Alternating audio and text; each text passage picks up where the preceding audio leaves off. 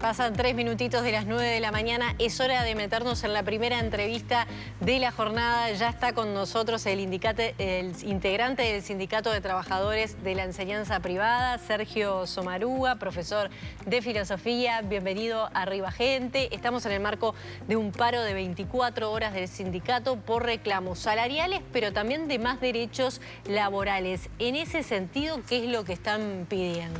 Bueno, primera consideración, agradecerles la invitación, saludar a todas las familias que nos están viendo en este momento y comentarles que sí, que efectivamente hoy hay un paro en toda la enseñanza privada en todo el país, un paro de 24 horas, que tiene el fundamento por qué hacemos el paro y bueno, es para generar una condición de posibilidad genuina para que personas de todo el país puedan asistir a una asamblea en donde se va a estar sopesando la información sobre el estado de situación del proceso de negociación colectiva, sobre salario y derechos laborales para los próximos 2 años de nuestras vidas y que la gente con su voto pueda resolver si se firma o cómo se sigue para adelante en el proceso de negociación de cara al nuevo convenio colectivo. O sea, es una instancia relevante para jerarquizar la democracia sindical. Nosotros, ya voy a tu pregunta, estoy haciendo como un prolegómeno que me parecía relevante. Intentamos ser determinados pero cautelosos con el uso de la herramienta del paro, en el entendido que cuando hacemos un paro, primero tenemos una afectación salarial porque se pierde el jornal del día y en un presupuesto familiar eso incide de forma relevante y además por la afectación que genera desde el punto de vista del funcionamiento de las instituciones. En este caso, a nuestro entender, estaban dadas las condiciones necesarias para que el paro estuviese justificado, no obstante estos perjuicios a nosotros mismos y hacia el funcionamiento escolar. Nosotros hoy estamos planteando, tenemos, digamos, dentro de la perspectiva de valoración de la negociación colectiva, desafíos en materia salarial y en materia de derechos laborales. Y en relación a los derechos laborales hay como 2 grandes autopistas que estamos recorriendo que ya tienen digamos, un acumulado positivo a través de la negociación colectiva años anteriores. Hay un tema de licencias por enfermedad. Hay un tema de, digamos, salud, un capítulo de salud que tiene que ver con salud mental, salud física y cuidados. Y otro tema que tiene que ver con la formación permanente, con la educación, con la posibilidad de tener mejores condiciones desde el mundo del trabajo para propiciar la formación permanente de quienes estamos en estas tareas. ¿Y están necesitando más días de licencia por enfermedad? Bueno, nosotros tenemos dentro del sector, a través de la participación del sindicato en la negociación tripartita y en acuerdo con el sector empleador, hemos hecho avances significativos en esta materia, ¿no? Por ejemplo, en Uruguay no existe hoy aún una ley que habilite al hombre a tener el día libre para hacerse el análisis de próstata. Que, digamos así, es como la... sí, como equipararlo a la mamografía. Vamos a decirlo así, exacto. Sí. Entonces, eso nosotros lo tenemos en el sector, ¿no? Tenemos en el sector también que las trabajadoras, en tema de salud integral, ¿no? De cuidados, las trabajadoras cuando están embarazadas o incluso en el periodo de lactancia, no pueden ser despedidas salvo que haya notoria mala conducta, ¿no? Pero de otra forma hay una tutela especial que cuida a la trabajadora de la situación del despido porque evidentemente en esa circunstancia reinsertarse laboralmente es imposible, estando embarazada, que alguien te contrate sabiendo que después vas a tener licencia inmediatamente después. Entonces, se ha hecho un recorrido interesante que ha demostrado además que no hay una incidencia negativa o que desestabilice o que perturbe el funcionamiento institucional. O sea, los días de licencia en el marco de ejercicio de derechos que tienen que ver con el estudio o la salud se gestionan de una forma tal de que no traen perturbaciones significativas en el funcionamiento, porque esa es la otra cosa, ¿no? Claro, pero es importante también para la otra contraparte, ¿no? A la hora de negociar nuevas cuestiones, decir, bueno, tuvimos este paso, esto funcionó, ¿a qué escalón quieren avanzar ahora? Exacto. Bueno, ahora lo que estamos planteando es, digamos, ampliar o mejorar las condiciones de uso de la licencia por estudio. Nosotros tenemos una experiencia muy positiva, además de los temas de salud, ¿no? Pero el tema de estudio. Tenemos una experiencia muy positiva que hicimos un convenio a través del sindicato con INEFOP y secundaria y un programa llamado Proces para finalizar los estudios. Ustedes dirán, bueno, pero un sindicato de docentes tienen los estudios de secundaria finalizados. Pero en nuestro sector de actividad, en nuestro sindicato, no solo somos profesores o maestras, también están los trabajadores administrativos, de servicios, de vigilancia, etcétera, etcétera. Entonces, generamos una condición para que esos trabajadores puedan seguir estudiando y terminen sus estudios de secundaria, ¿no?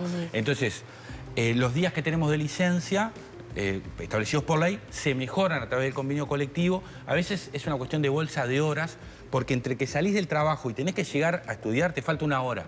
Entonces se genera una bolsa de horas que le permite a esa trabajadora o ese trabajador, el día que tiene que salir antes, poder salir una hora antes para llegar en hora a poder estudiar. Y el 93% de esto también fue un elemento positivo en la negociación con el sector empleador. El 93% de los trabajadores que han hecho este proceso de estudio a través del sindicato con el PROCES, aprobó sus estudios. Bien, hasta ahí lo que ha salido bien, ¿no? Según lo que ustedes dicen.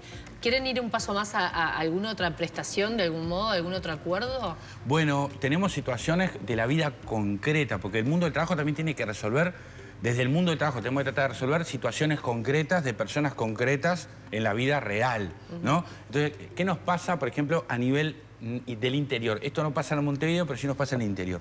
Vos sos de un pueblito, ¿no? Ponele que sos de, no sé, Tres Árboles, sos de Villa Constitución, ¿no? Villa Soriano. Tenés que ir a el neumólogo. Y en el prestador de salud de tu pueblo no hay neumólogo. Entonces tenés que ir al del que esté más cerca, digamos, ¿no? En la ciudad o la capital, o el lugar que esté más cerca. Y ese neumólogo atiende en la hora que vos estás en el trabajo. Entonces la única forma que vos tenés de ir al neumólogo es faltando a tu trabajo. Porque no tenés otra forma, porque en tu lugar de residencia no hay neumólogo. Nos pasa en Montevideo también. Sí, sí. Que a veces es la única hora que tenés. También. Pero en Montevideo, digamos que tenemos... Más chances. Más chances, ¿no? Sí. Ahí no tenés chance, no tenés chance.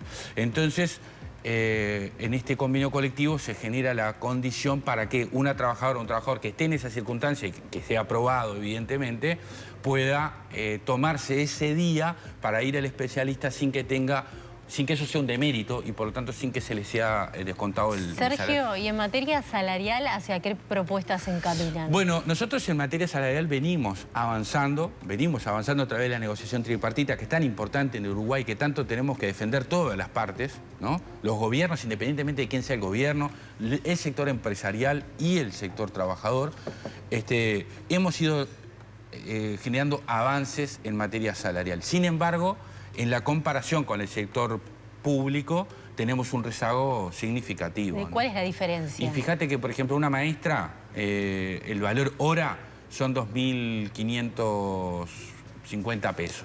Y en la enseñanza privada, el laudo, que es el salario mínimo que legalmente se le puede pagar a una maestra por hora, son unos 1.300 pesos. ¿Y por qué esa diferencia? Porque el sector público ha avanzado mucho en la dignificación salarial, si bien aún resta, porque el trabajo docente, que esto muchas veces no se logra apreciar, y había un discurso muy denostativo y agresivo que descalifica la profesionalidad docente, vos trabajás la misma cantidad de horas de aula en tu casa. Sí, claro. Pero es así, porque vos tenés que corregir, tenés que hacer informes, tenés que llenar la libreta, tenés que preparar las pruebas, tenés que corregir las pruebas.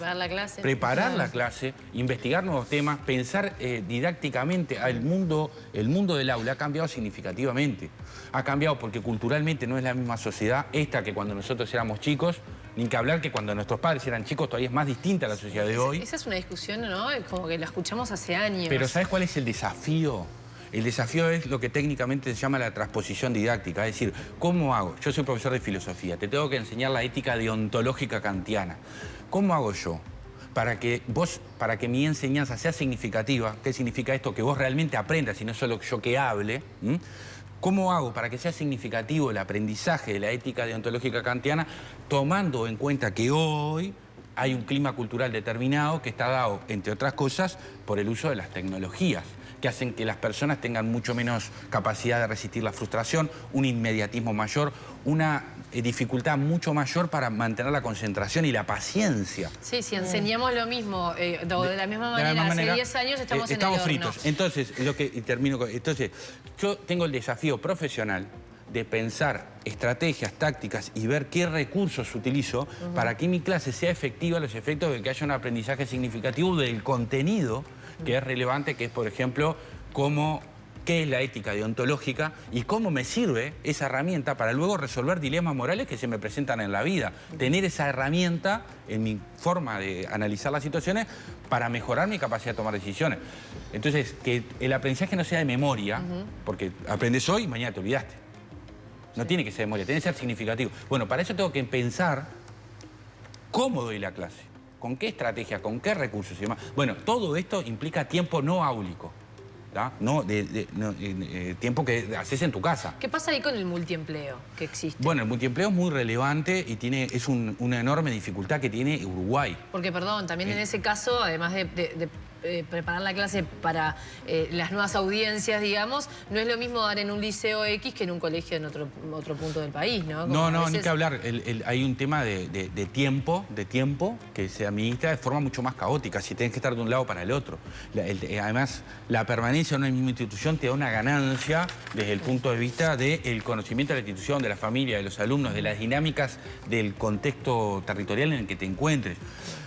Da otra estabilidad. Ahora, lo cierto es que Uruguay tiene un problema congénito, histórico, de que los docentes estamos, sobre todo los de enseñanza media, tanto en ciclo básico como en bachillerato, digamos, estamos corriendo de un lado para el otro en general. Somaruga, quiero tomar una cosa que usted destacaba, ¿no? Que en el ámbito público han avanzado un poco más desde la perspectiva sindical, en la mejora salarial y demás. ¿Le cuesta al profe, al docente de la enseñanza privada sindicalizarse? Porque además me imagino que debe ser desafiante porque la contraparte del empleador es bien diverso. A veces son organizaciones, ¿no? ONGs, a veces son más manejadas como empresas, a veces te enfrentás a un directorio honorario, otras veces a una gerencia. ¿Cómo manejan ustedes eso? Bueno, nosotros, evidentemente que sindicalizarse en el ámbito privado es mucho más difícil que en el ámbito público. En el ámbito privado, la posibilidad de la represión antisindical, que es una conducta antidemocrática y además retardataria, parece que estuviéramos en el siglo XIX. Un trabajador que se afilia a un sindicato no le está declarando la guerra a la empresa, se está ejerciendo un derecho constitucional. ¿Se da muy seguido ilegal, esa persecución? Y se da, sí, se da. No tanto como antes, no en todas las empresas, eso también hay que decirlo, ¿no? No todas las empresas actúan de la misma manera, ¿no? Hay empresas con las que tenemos, más allá de que obviamente hay momentos de fricción, pero hay un diálogo razonable, civilizado, y hay otras que tienen una actitud, sí. En general, las empresas que tienen una actitud más reaccionaria hacia la afiliación sindical son aquellas que no están en regla. Sergio, hablamos de casos... Las empresas que están en regla no ven la afiliación sindical como una amenaza, porque... Hacen lo que tienen que hacer. Hacen lo que tienen que hacer, entonces no hay reclamo. En todo caso, la organización sindical es para, a través de la negociación bipartita, ir viendo cómo mejorar aspectos del funcionamiento, de las condiciones de trabajo, ¿no? La sala de lactancia, ¿dónde podemos la sala de lactancia? Sí, gestionar el relacionamiento que es inherente al mundo del trabajo. Ahora, cuando vos pagás, no cumplís con la normativa, cuando vos estás presionando para que la profesora o la maestra suba la nota porque vino el padre a reclamarte porque paga la cuota... ¿Se da mucho eso? Se da, sí, se da. No diría que mucho, no es endémico, pero que pasa, y tengo denuncias concretas de profesionales, de colegas que van al sindicato a hacer la denuncia de que en tal institución los presionaron para subir la nota porque los padres están ejerciendo presión porque si no se llevan a sus hijos a otra institución. Eso, yo no digo que es endémico, pero sí hay evidencia de que ocurre. ¿Con qué frecuencia? Bueno, no sé, no lo tengo, como decirlo en televisión, una frecuencia es algo, pero pasa. ¿Esto es mensual? No, de repente en el año te pasa en 2 o 3 instituciones que te vienen docentes a... Bueno, también es un tipo de violencia, ¿no? Hemos estado hablando en las últimas semanas de casos extremos de violencia en algunas instituciones públicas, pero ¿qué pasa en las privadas con esto? Lo que pasa es que la violencia... ¿Tiene otro tipo de manifestaciones? Hay una manifestación exacerbada de la violencia, que es cuando pego, ¿no? Cuando pego. Y obvio que es condenable eso, ¿no? Porque cuando vos pegás, no solo lastimás físicamente, sino que lastimás psicológica y emocionalmente. Y tenemos que dar una batalla cultural y civilizatoria en contra de eso. Pero vivimos en una sociedad violenta también. Si vos te matrizás en un hogar o en un contexto en donde el diálogo, la escucha, la paciencia, el cariño está, o te matrizás en un contexto en donde tu papá está muerto porque lo mató la policía, tu mamá está presa, tu hermano anda a los tiros... Tu matriz de socialización es otra. Y esa responsabilidad no recae únicamente en el individuo que está en esas circunstancias, sino que es una responsabilidad ¿Sucede de esto todo en el ámbito funcionamiento. privado también? No, lo que quiero decir es que en el ámbito privado yo no conozco situaciones tan exacerbadas de violencia física, de agresión, de pegar. Pero sí hay otras manifestaciones de violencia. El acoso es una forma de violencia. Claro. En la enseñanza privada hubo instituciones, en un caso un dueño de un colegio privado en Punta del Este, ¿sí?, que participó de la Operación Océano, que fue procesado por prostitución infantil y era el dueño de un colegio, ¿sí? Entonces, eso es violencia. No voy y yo te pego en la puerta de la escuela, pero estoy ejerciendo docencia. Un docente de física del Colegio Elvio Fernández fue procesado por la Operación Océano. Un integrante del Partido Colorado, un edil del Partido Colorado, a su vez profesor de física en el Liceo Elvio Fernández. ¿Y eso no es violencia? Es tener un docente que participa de redes de explotación, de explotación igual sexual. Los violentos, los acosadores deben estar en todos los En todos lados. ámbitos, No, pero ¿no? vos me preguntabas, la pregunta es, perdón, Sí. ¿qué pasa con la violencia en la enseñanza privada? ¿No? Entonces, mi respuesta iba por este lado. Es decir, yo no conozco circunstancias de violencia física, pero sí conozco circunstancias de violencia basadas en el acoso. ¿Qué ha hecho el sindicato, por ejemplo? ¿No?